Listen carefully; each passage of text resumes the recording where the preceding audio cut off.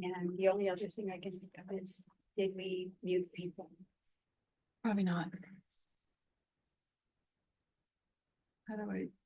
Okay, go back to the screen if we can get back to it. This mouse is very I know. It sensitive. It was, we can go back to stop the share and get in again. Oh, you can't view when you share? Well, yeah, you can show meeting. Go ahead, try the show meeting and see. That's a new one.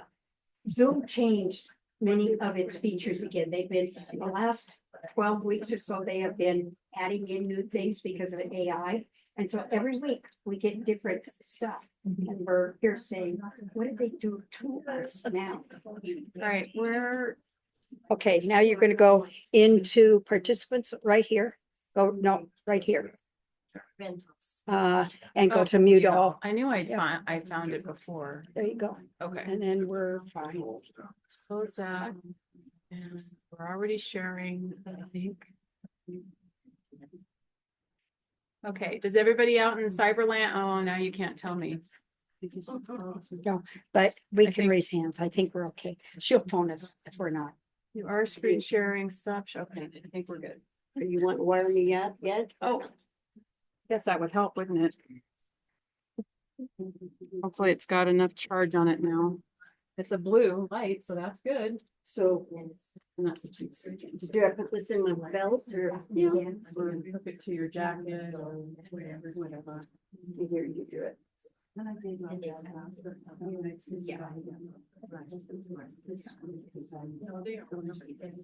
we're going Tempted to speak too loud. Do you think it'll be a point of view? You have a junior high voice just like I do. Yeah, I do, you know, it's just the way people, you learn to project and you just always project. Just do it. Okay, you can introduce. We should have people. So I hear that there's one more coming in, Larry, if you could. Anyone coming, or was it a ghost? Okay, yes, y'all come on in.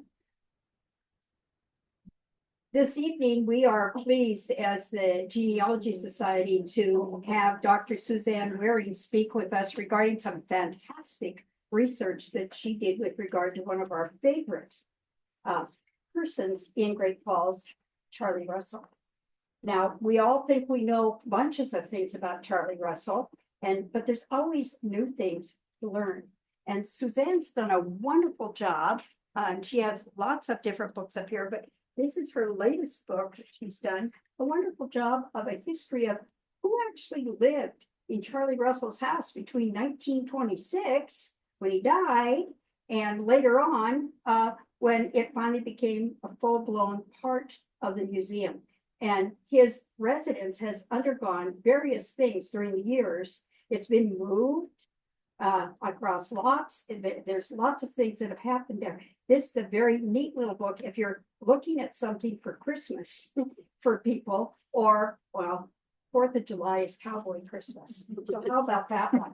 We could do that too. These are available here for you. And I'm sure Suzanne would even be pleased to sign them. Oh, I'd be glad to sign it. It's very good. Well, she has written this wonderful book, C.M. Russell Memorial, and those who lived there. And I was very surprised. Of course, I the bookworm that I am, the day that I saw you during the art show, I took it home that evening and whipped right through it. Mhm. And my husband even managed to whip right through it. So I could say, yep, Bob Thompson bought that for our collection. Bob buys the things. Bet he does. Yeah, he does. And he just says, whatever. Whether I'm- it goes or I'm- not. Yeah, I'm very, very fortunate because, yeah, I have a great spousal unit. So this evening, Suzanne's gonna give a presentation about this, and I want to emphasize again what it takes. You know, you're researching a person, a known person in our community, a person about which many think they know everything, or they've heard the things, or they've heard Charlie's stories, or whatever, and they've watched places that he's gone. This is unique. It's very, very unique. For one thing, this city managed by being goaded to save this wonderful super block. that is the C.M. Russell Museum area today. Every time I go there, I'm stunned just by what we as a community have done and what we have for people here. I can't believe that Great Falls has two world-class museums, frankly, besides all of the other museums and things. We're known as a museum town. I've known Suzanne for quite some time, Years, a couple, just a couple. yeah, just a couple. And of course, Leonard too, for spousal unit. And so it's a great pleasure this evening to welcome Suzanne and to have her speak about this. So Suzanne. Thank you.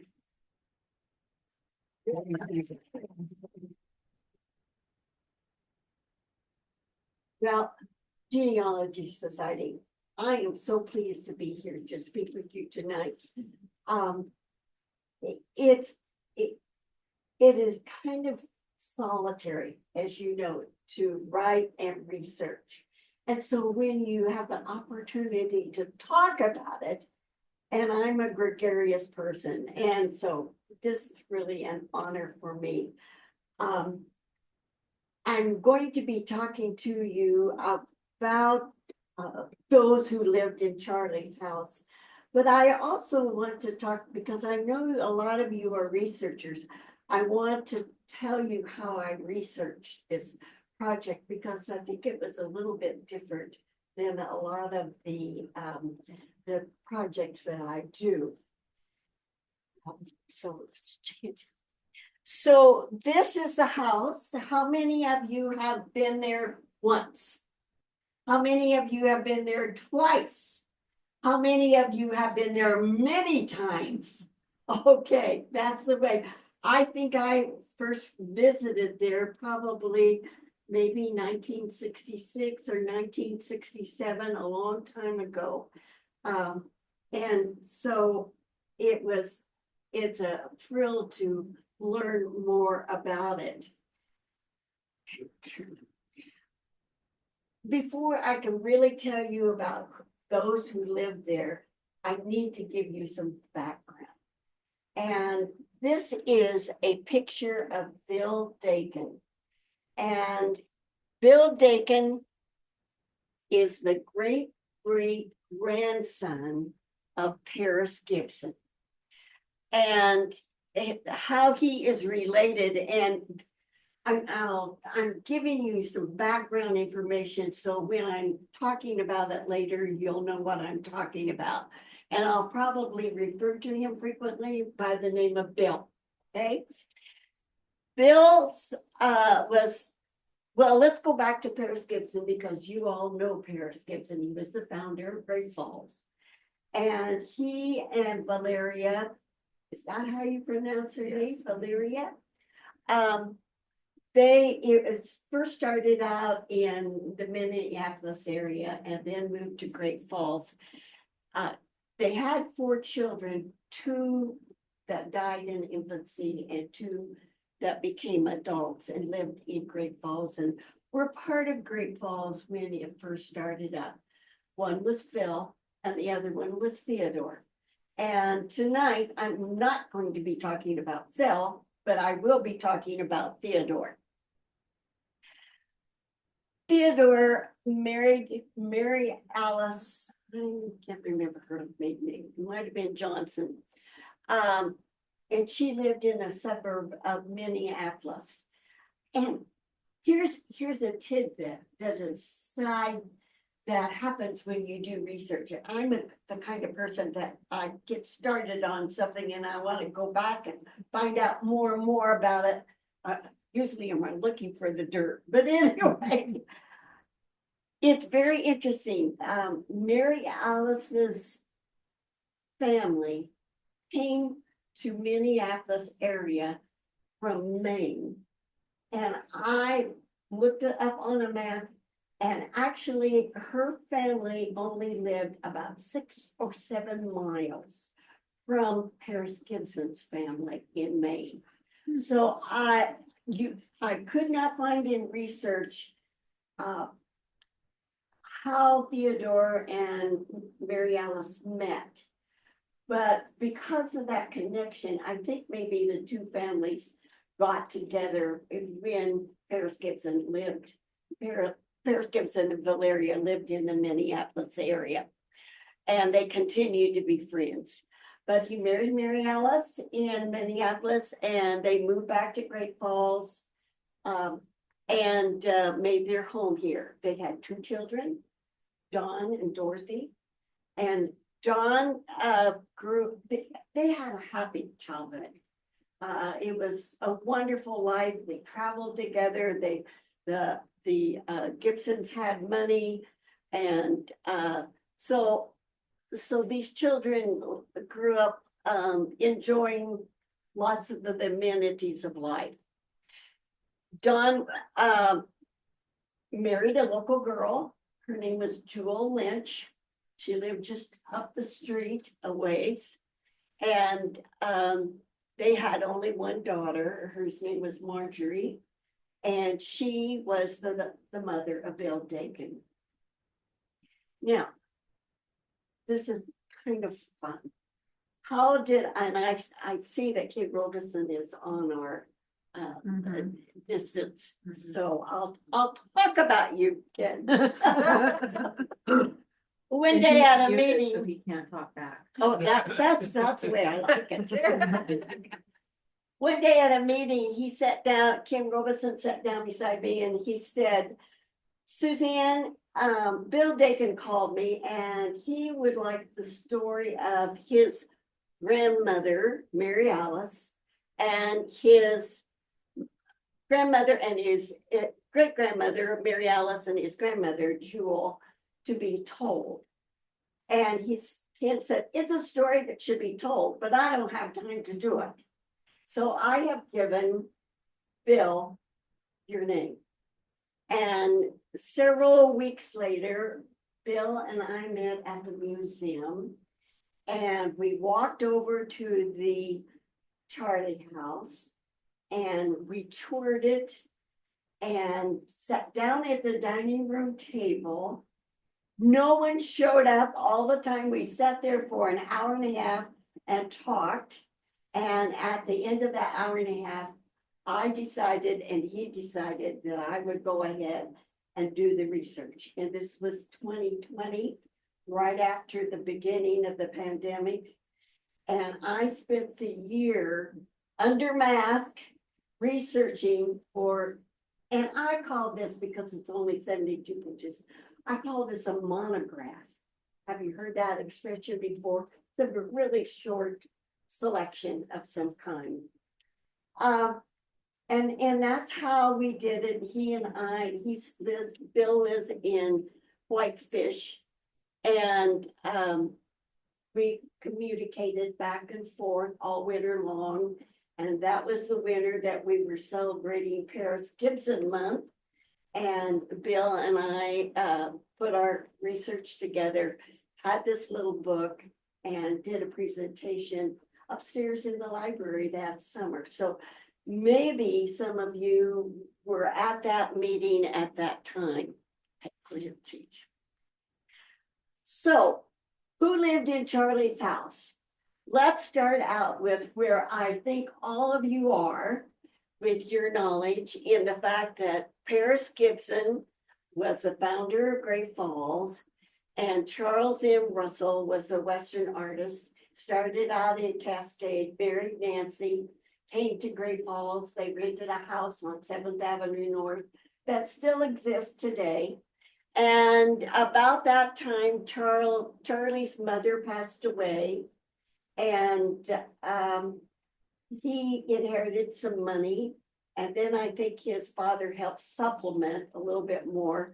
And they were able to buy a lot and build what we would call a modest house. And Nancy wanted it to be near the Triggs, and their home was just down the block from where Nancy and Nancy and Charlie built their house at 1219 4th Avenue North. I'll come back to Charlie in a little bit, but I want to talk about Paris Gibson's family. Now, this really doesn't have anything to do with the story tonight. But Bill gave me this picture that did not exist in Great Falls until he and I started working together. I believe he's given it to the History Museum since then. But this is a picture of Valeria when Theodore was a baby. One of the things that Bill and I pondered a lot was, did Valeria really jump out the window and those injuries caused her death? And from the research that we did, we decided that was probably true. And it was very interesting. That came out, and that story was told in the Missoula paper. It was told in the Billings paper, but it was not in the Great Falls newspaper. And we- Fergus County also. What's that? Fergus County also. Oh, yeah, okay, Fergus too. So what happens here is that out of courtesy to the founding family, the Great Falls newspapers just did not publish it. And then as a result, over the years, we've kind of questioned, did it happen or did it not happen? And we came to the conclusion it probably did happen. What year was that? Oh, geez, let me But- think about that. How old was she then? She wasn't very old. I don't know, in her early sixties, maybe. She was. I'm trying to think. We're how probably she not got very old here. in her sixties. For that day, it was Yeah, pretty about- old. yeah, I can about tell you, 30. we haven't been able to find any document which should have been there documenting it. Like her death certificate. An inquest. Yeah, an It inquest. should And there be an wasn't inquest. an inquest. There's no inquest and there's no coroner. Okay. So there you go. I think she was in her sixties, maybe. What's that? About sixties, I think. Yeah, about 60, okay. Go ahead. This is another picture that Bill gave me, and it's wonderful because it's 4 generations in a touring car.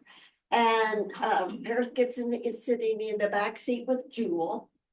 And in the front seat is Theodore and Dawn and baby Marjorie. And it's just lots of pictures, so I had to share it. Now, to talk a little bit about Theodore and Mary Alice. Theodore, well, okay, we're gonna be thinking about years. The roaring 20s, and then what happened in 1929? Had the crash. Well, the Gibsons were living high. And they spent a lot of money taking trips and enjoying life. And at the time, Theodore was the manager of the Park Hotel. And in 1909, they sold the Park Hotel. So Valeria would have died before then. And he was a manager for 1 more year. Now, one of the very, very good things that Theodore did during this time was that he was one of the first people who recognized that Charlie was a very talented painter. And he bought up early paintings that Charlie had done, and they were fairly large paintings, and he placed them in the Park Hotel. When the Park Hotel sold, he made sure they stayed in Great Falls by, I don't know if he gave or sold them to the First National Bank. Which, you know, in my mind, I think I can remember walking in the First National Bank and actually seeing some of those paintings. Can any of you confirm that? Because later they went to the museum. But I think they were at the First National Bank for many years. He also had paintings that he had purchased There was one that, Charlie gave to Pierce Gibson on his birthday. That Theodore finally gave to the studio. So that's the kind of person that Theodore was, except that he was kind of a rounder and perhaps had been unfaithful in his marriage. Mary Alice, interesting lady, she always had servants. She had nannies. She never learned how to cook. And one of the stories that they told was that when Marjorie was a baby, she was babysitting Marjorie, and Marjorie needed a diaper change. And so she put the baby in a baby stroller and took her 4 or 5 blocks up the road to Grandma Lynch's house, who changed the baby's diaper. So you can see what kind of person Mary Alice was. And then these are 2 pictures that Bill gave me of Mary Alice and Theodore when they were young people. This is isn't that a beautiful picture? This is the house of their home. It cost $4,000 at the time that they built it in 1898. Where's that located? What is it? Where's that located? That is the house that is at That 4th and 4th Avenue North. That is Kelly Parks. Yes. The Kelly Parks owned it. I don't know who owns it now, but the turret is no longer there, and that's why you don't recognize it. Exactly. But So that's original Russell home there? No, that's the home. That's yours. That's Russell. And so that's where Don and Dorothy grew up, and one of the things that Mary Alice is known for is that she started a Shakespeare club, and she brought culture to a real pioneer town. I mean, I have seen a picture of this house when it first was built. There were no trees, and it was bare, and so they really brought a more civilized aura to the community. So now let's switch over and talk a little bit about Charlie and Nancy. This is the house they built. It was a modest house. It's interesting. I grew up in a 4-square house, and I can stand outside 4-square houses and tell you what's in every room. When I go in this house and then I look at this house from the outside, I'm confused about where the rooms are, especially on that 2nd floor. But this house had some really nice features. The narrow stairway, the step up and where you turn and go. I just think that's cool. The china cupboard that's built in. So there really were some nice features about this house. I think there's something else I want to tell you here, but I can't remember what it is. So let's go on to the next one. This picture, and you have probably seen it before. This is the picture of the coffin being loaded in the hearse when Charlie died in 1926. But I don't think you've seen this picture because I got it not from the History Museum, but from the Snyders. You know, the Snyders of Snyder Drugstore. And Kim, the daughter who runs a store there, she has pictures up on the wall, and she said that her grandfather came and took this picture. So he was standing probably pretty close to the person who took the picture that you're all familiar with. There are 2 things I want to talk to you about in this picture. Number 1, look at the studio, the cabin studio, and right to the left in our picture, there are some logs. And the addition onto the studio had just started when Charlie died. And so there was debate about whether they were going to go ahead and finish it. Then I want you to note this house to the left. Now, a lot of people have said over the years, that's the Trigg home. It is not the Trigg home. Okay, let's go to the next picture. All right. This is 4th Avenue North, and this is the Sanborn map. There were 2 lots, 8 and 9, and this was done in well, I think this was done before 1920, but this is probably the way it was about then. And this is Charlie and Nancy's house. This is the studio.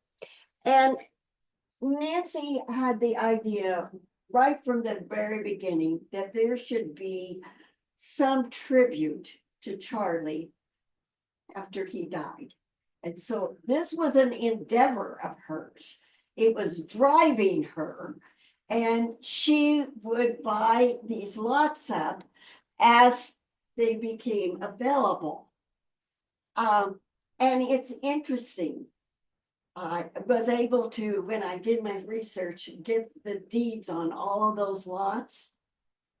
Charlie didn't own any of them.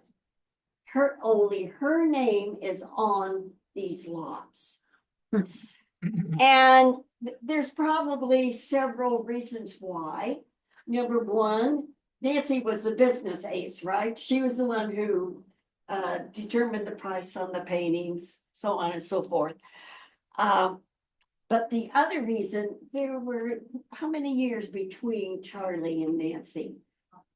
12 or 14, quite a number of years. And probably Charlie felt that Nancy would live longer than he. So she bought this lot for the house for like only $700 from the Water and Townsite company. But this one became more expensive, and she bought it from someone who had invested in the lot. And I think she paid $7,000 for that one. So it's a lot more expensive. By the time Charlie died, she also owned 12 and 13 and had torn down 12, as far as I can tell.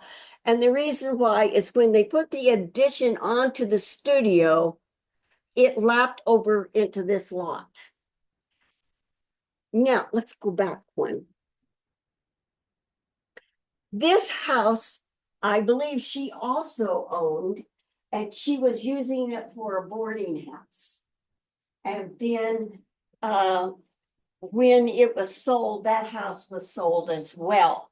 Now, the Trigg house that Josephine lived in and her parents was a bungalow on the other side. And it's interesting, they moved this house out and they moved it over to the west side on the other side of the river. And I have gone over there and I can't figure out which house it is. But they say it's over there. I thought maybe I would recognize it because of the windows, but too much has changed, I guess. Okay, let's go forward. Now, what happened to the house after Charlie died? Well, Nancy wanted this area to be a tribute to Charlie. And so she offered to sell all 4 lots, the 2 houses, and the studio to the city of Great Falls. And she wanted $25,000 for the 4 of them. But she was willing to donate $5,000, so that they had to raise $20,000 in 1928, which was not easy. And the Chamber of Commerce took over that job. And so for the rest of my research, there's a Chamber of Commerce Memorial Committee, and there's a City Park Memorial Committee, and you had to decide every time which one they were talking about. So that was part of the confusion in the research. By 1928, they had made, the people in this community raised enough money that the $20,000 that they were, like 20 minutes is up already. Keep going. You're Keep fine, going. you're fine. Okay. Um, they raised the money and, as a result of that, the chamber gave the city of Great Falls the 4 lots and the 2 houses. And immediately that house that you saw in the picture was torn down. The corrals and a garage were all torn down. And the city was planning big things because they had a little bit of extra money left over. Well, almost none of those things can happen, I can assure you. Then the stock market crash came, and for the next 20 some years, there was very, very little done.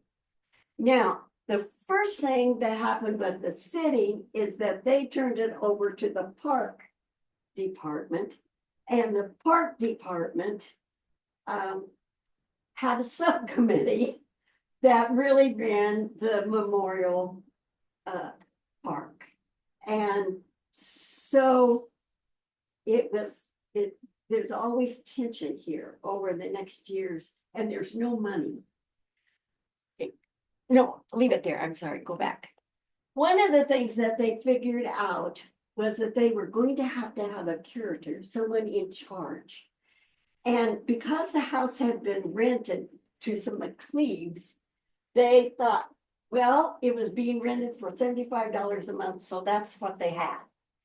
And so I wanted to read you a statement about the condition of the house, if I could find it. The condition of the house. There was a family by the name of McCleave, and the young son wrote about it in a letter later in years, and he said, the buildings had been built right under the roof. There was no attic or space for adequate insulation, and it didn't cool off in the summertime until 3 a.m. As soon as my parents could, they found other accommodations. So it was not only a modest house, it was really probably someplace that you wouldn't enjoy living, especially in the summertime. But keep in mind the $75 a month, because it's really, really important on what came next. Since they had to have a curator, they decided to see who could do that. And they ended up with a man who had been part of the art club. And he was a teacher at the brand new Great Falls High School. He was a science teacher. And so they hired him. And he and his family lived in the Charlie Russell house. And in the summertime, he kept the studio open and talked to people about Charlie. And he really, really got intensely interested in Russell's work. In fact, he even bought some early paintings himself. Okay, so what does he do? A lot of the time he puts notices in the newspaper when the studio is going to be open. He created a brochure for people to buy for 15 cents. So he did a lot. Oh, the other thing is that the park board, the subcommittee, wanted to feature new artists, and there wasn't room in the studio. And so he opened up his house, and they had artists there in the living room that particular summer. So the family couldn't use it. So he did lots of positive things, wouldn't you say? Well, on the other hand, what he did was he went to the Tribune and he ordered a bunch of stuff, and it wasn't in the city's budget. And the mayor became furious. And so he fired him in 1932. And the chamber was against that. They thought Chavez had done wonderful job. So again, here's some tension. But he moves out as a result of that. Let's go to the next one. In the meantime, Theodore Gibson becomes ill, ends up trying to wield a gun, not a gun, a knife at his wife. They take him to, Warm Springs, I can say Hot Springs, Warm Springs, and he breaks his leg and dies soon after that. Again, Bill was doing some investigating and he wrote to Warm Springs and he got the results of his death. And actually he had syphilis and had a disease as a result of that. So then they had lived so high that Theodore had borrowed money from people and there just wasn't any money left. In fact, that beautiful home that you saw the picture, they lost it and it was sold at a sheriff's auction. And so Mary Alice was out on the street. By that time, Don Gibson had come back to Great Falls. He had lost his job and he was working in Great Falls. In fact, he became the assistant county clerk and worked there for like 20 or 25 years. He was in charge of elections. That was when elections weren't as famous as they are today. But so here's Mary Alice, and she's destitute. And I personally think that the city was sympathetic with Mary Alice. And I just can't see that Chadis did enough bad stuff to get himself fired. I think the city wanted and the mayor wanted Mary Alice to have this job. She was 68 years old, so she was no young chicken. And so the family moved into Charlie's house, and Mary Alice took over being the curator of the studio. That started in 1932, and she and Jewel lived there in that house without the city doing very much to it at all for the next 23 years until 1955 when Jewel retired. I would say that Sidney Chadis really did some nice things in holding different events. I didn't see that Mary Alice did that kind of thing. She announced when it was open, she announced when it was closed, but didn't have any exhibits. But we can't really blame them. I mean, it was depression. People were just getting along. So I have a hard time evaluating that exactly. But as she got older, she went to live with her, and go ahead. She went to live with her daughter, and Jewel had been taking over the years. And she continued until 1955, when about the time when Don retired, and then they moved to Columbia Falls. Well, the studio needed a curator, and the house was empty, and so they went ahead and they hired Jean. How do you suppose you would say that? Sheedy, maybe. And she was a former county extension agent. And she was really good. She would go out and give talks, and she would dress up like an Indian maiden, and the people just loved her. But her husband was a diesel mechanic, and he was transferred to North Dakota. But she had an assistant by the name of Rose Hawes, and they moved in. She and her husband moved into the house, and they lived there a number of years. And then she became too ill to continue, and Betty Hagelin took over. So this was another 15 years of these three people, 1955 to 1970.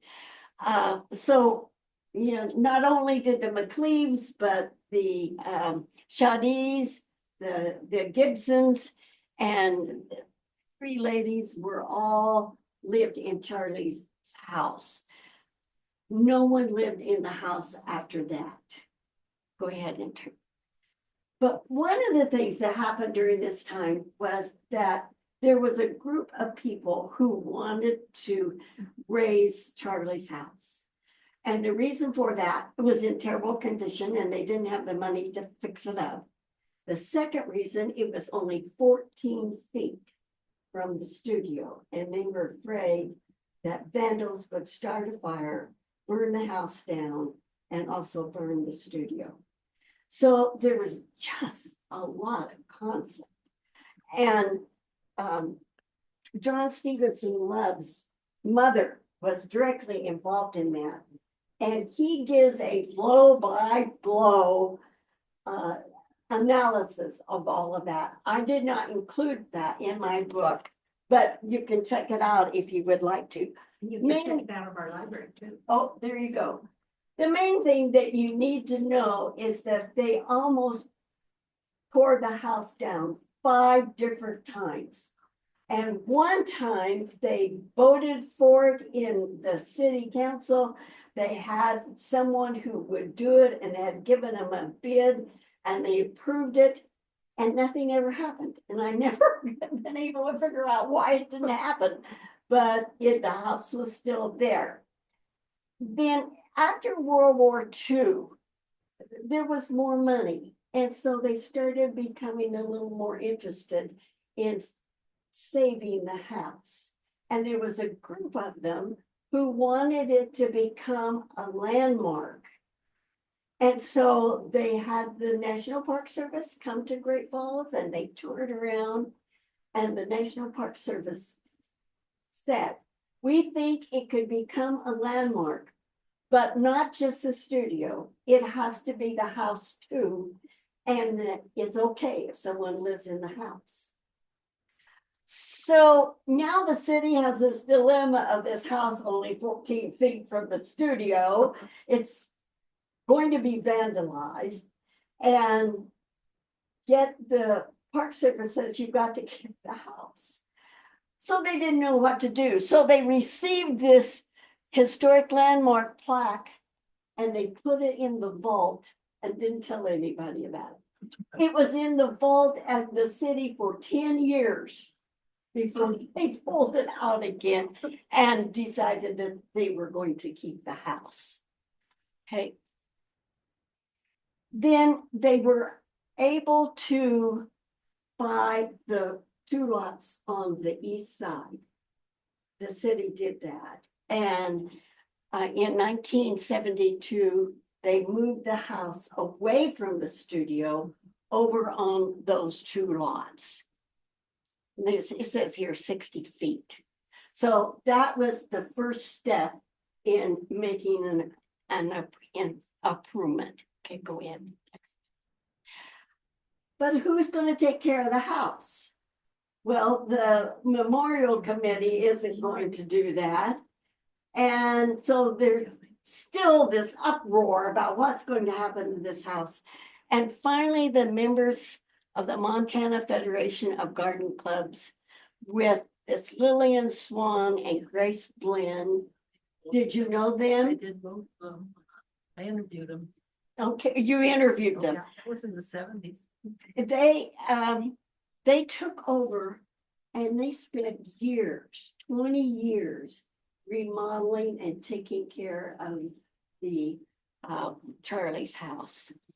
And actually, we have a lot to say. We should appreciate that group of people because I don't think the house would have been there without them. Okay, go ahead. So in reflection, I think we should be proud of what Great Falls has done. They did the capital campaign and bought the money to begin with. The park, the department took care of the house. How would you like to live in a park? They took care of it for years and years. And then the garden clubs took care of it another 20 years. So do any of you have any questions? That's Terrific job. Yes, thank you. That's wonderful. You think Scotty Zion moved the house? What's that? Do you think Scotty Zion I moved think the house? maybe he did. I'm not, do you know, Jan? I don't know. Who did it? I'm not sure. I have one little story to tell about my research. The man who was, let's see, what was his name? Go back to about 3. Bill Bacon? Keep going back. No, keep going back. That, whoa, Shawnee's. it's Chinese. Do you know how I got this picture? Great Falls High, Gonna say the annual. their annual book. Was he a teacher? He was a Yes. teacher at Great Falls High School. Science. And you know, Montana is a big state, but as far as people, it's pretty small. Well, I have a very good friend and who grew up in Darby, where he grew up. And he married somebody by the same name. I won't tell you the name. So I call her up and I say, what about Shadiz? What do you know about him? And she said, anywhere he is, he's a scamp. So that kind of gave me an idea, maybe the mayor had something else on him. But then I did a lot of newspaper searching, and after he left Great Falls, he lived in the Darby area in a farmhouse. And one day he took all of the Charlie Russell paintings and went to Butte and mailed them back to himself. Then he went home and set his house on fire, burned the house down, but he still had his paintings. They arrived in the mail and he got the insurance money. Yeah. Wow. Yeah, that is a scam. Thank you.